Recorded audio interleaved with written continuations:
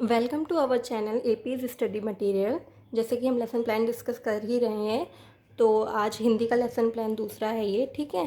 तो हम क्या करेंगे, लेफ़्ट हैंड साइड पे क्या करेंगे, दिनांक डालेंगे, जो भी डेट होगी। विषय हिंदी, उपविषय गद्य, क्योंकि हिंदी में दो होते हैं, गद्य और पद। तो गद्य, अगर गद्य का है तो गद्य और पद है तो पद। प्रकरण, जो भी हमारा टॉपिक होगा वो हम यहाँ डालेंगे और टॉपिक को अंडरलाइन करेंगे, ठीक है। जैसे हमारा टॉपिक है स्वतंत्र भारत के परमवीर, और इसको अंडरलाइन करेंगे। राइट हैंड साइड पे हम डालेंगे कक्षा, क्लास, जो भी क्लास होगी, जिस क्लास का होगा लेसन प्लान वो डालेंगे। उसके बाद हम डालेंगे समय 30 मिनट्स, जो भी बताया गया है आपके कॉलेज में 30 मिनट या 35 मिनट या 25 मिनट या 30 मिनट्स जो भी है वो आप यहाँ डालेंगे। और चक्र, पीरियड, जो भी पीरियड होगा, जिस पीरियड में पढ़ा रहे हैं वो यहाँ पे डालेंगे, ठीक है। उसके बाद आ जाता है हमारे सामान्य उद्देश्य। सामान्य उद्देश्य कॉलेजेस में बताए जाते हैं, लेकिन हमारे कॉलेज में जो बताए गए हैं वो ये हैं, तो हम यहाँ सामान्य उद्देश्य लिखेंगे। फिर उसके बाद आ जाता है हमारा विशिष्ट उद्देश्य। विशिष्ट उद्देश्य में ज्ञानात्मक उद्देश्य। ज्ञानात्मक उद्देश्य में पहले हम लिखेंगे छात्र गद्य के वाचन में आरोह अवरोह एवं विराम चिन्हों को जान सकेंगे। हमने गद्य का प्लान बनाया है तो हम यहाँ गद्य लिखेंगे, और अगर ये पद का होता तो हम यहाँ लिखते छात्र पद के वाचन में आरोह अवरोह एवं विराम चिन्हों को जान सकेंगे। तो जो भी होगा, गद्य होगा तो गद्य और पद होगा तो पद, ठीक है, ये हम यहाँ लिखेंगे। इसके बाद आ जाता है हमारा बोधात्मक उद्देश्य। बोधात्मक उद्देश्य में आप ध्यान रखेंगे कि कहीं कहीं पे ऐसा है कि आपका जो टॉपिक है उसका नाम आ रहा है, तो जब हम जो लेसन प्लान बना रहे हैं उसी का टॉपिक का नाम यहाँ लिखेंगे। जैसे कि मैंने लिखा है छात्र स्वतंत्र भारत के परमवीर नामक पाठ के भाव को समझ सकेंगे। छात्र स्वतंत्र भारत के परमवीर विषय वस्तु का ज्ञान प्राप्त कर सकेंगे। उसके बाद आ जाता है हमारा भावात्मक उद्देश्य। भावात्मक उद्देश्य में भी ध्यान दीजिए, हमने क्या लिखा है, छात्र स्वतंत्र भारत के परमवीर नामक पाठ के विचारों का उल्लेख कर सकेंगे, ठीक है। इस तरीके से जिस जिस जगह पे दे रखा है वहाँ पे हम अपना टॉपिक जो होगा वो लिखेंगे। फिर आ जाता है हमारा कौशलात्मक उद्देश्य। छात्र भाषा और साहित्य के प्रति रुचि लेंगे। छात्र स्वतंत्र भारत के परमवीर नामक पाठ से शिक्षा ग्रहण करेंगे। छात्रों में अन्य कथा साहित्य को पढ़ने की रुचि उत्पन्न होगी। फिर आ जाता है हमारा सहायक सामग्री। सहायक सामग्री में हम वही चीज़ें लिखेंगे जो हम टीचिंग के टाइम पे यूज़ करते हैं, जैसे card, duster, marker, black board और पॉइंटर, ठीक है। इसके बाद आ जाता है हमारा प्रस्तावना प्रश्न। प्रस्तावना प्रश्न, 3 प्रस्तावना प्रश्न हमने यहाँ लिखे हुए हैं। कहीं कहीं कॉलेजेस में 4 बनाए जाते हैं, कहीं कहीं 5 बनाए जाते हैं, तो उसके अकॉर्डिंग लिखेंगे। अगर आप 4 बना रहे हैं तो आपका चौथा प्रॉब्लमेटिक होगा, समस्यात्मक प्रश्न होगा, और अगर 4 हैं तो 4 होंगे, और 5 है तो 5वां होगा, ठीक है। तो हमने क्या बनाया है, पहला लिखा है हमने हेडिंग यहाँ पे छात्र अध्यापिका क्रिया, और यहाँ पे छात्र अनुक्रिया, ठीक है। और ध्यान देंगे, लड़का अगर बना रहा है तो यहाँ लिखेंगे छात्र अध्यापक, और लड़कियाँ अगर बना रही हैं तो यहाँ पे लिखेंगे छात्र अध्यापिका, ठीक है। उसके अकॉर्डिंग यहाँ लिखेंगे। तो हमने पहला प्रश्न क्या बनाया है, हमारे देश की रक्षा कौन करता है, तो बच्चे उत्तर देंगे कि सैनिक, पुलिस और सिपाही। दूसरा क्वेश्चन हमने उसी से लेकर के यहाँ पे बनाया है कि हाल ही में देखी किसी ऐसी फिल्म का नाम बताओ जो हमारे देश को सैनिक जो हमारे देश के सैनिकों पर बनी हूँ। तो हाल ही में बच्चों ने देखी शेरशाह, तो बच्चे बताएंगे कि हाँ ये देखी थी। तो थर्ड क्वेश्चन है हमारा, किसी परमवीर चक्र विजेता सैनिक का नाम बताओ। ये बच्चे नहीं बता पाएंगे, तो ये हमारा प्रॉब्लमेटिक क्वेश्चन हो जाएगा। उसके बाद हम उद्देश्य कथन लिखेंगे। बच्चों, आज हम लोग स्वतंत्र भारत के परमवीर नामक पाठ का विस्तार पूर्वक अध्ययन करेंगे। जो यहाँ मैंने विभागीय लिखा, लेकिन ये कोई राइटर नहीं है, तो जो राइटर होंगे वो हम यहाँ पे लिखेंगे, ठीक है। तो ये यहाँ पे गलती है, ये आप अपने में नहीं करेंगे। द्वारा रचित है, जो भी राइटर होगा वो हम यहाँ लिखेंगे कि उसके द्वारा ये लिखी गई है, ठीक है। नेक्स्ट आ जाता है हमारा प्रस्तुतिकरण। प्रस्तुतिकरण में हम हेडिंग डालेंगे शिक्षण बिंदु, छात्र अध्यापिका क्रिया।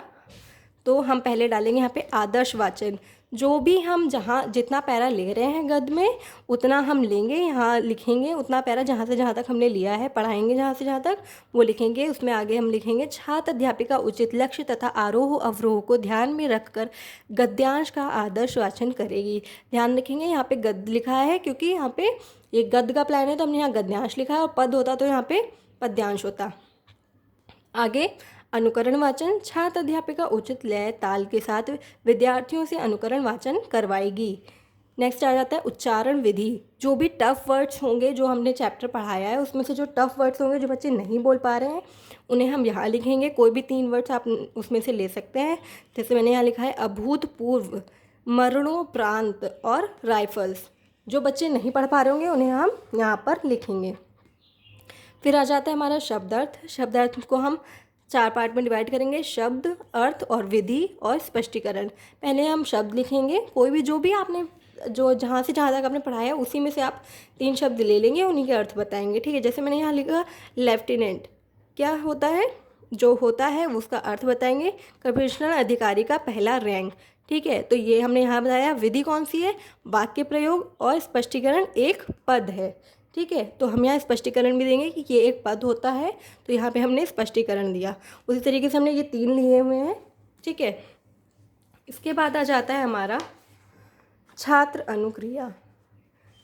ठीक है, ये हम सामने सामने जो हमने ये पहले वाला लिखा था इसी के सामने सामने ये हम प्लान बनाएंगे, जैसे कि ये देखिए। ठीक है, तो पहले हम इसमें 4 हेडिंग डाल देंगे, छात्र अनुक्रिया, शिक्षण बिंदु, सहायक सामग्री और शामपट कार्य। तो जब हमने बच्चों को आदर्श वाचन करवाया तो यहाँ पे उसके सामने हम लिखेंगे कि सभी छात्र छात्राएं ध्यानपूर्वक सुनेंगे। अनुकरण वाचन के सामने हम लिखेंगे शिक्षिका के आदेश अनुसार गद्यांश का बच्चे अनुकरण करेंगे।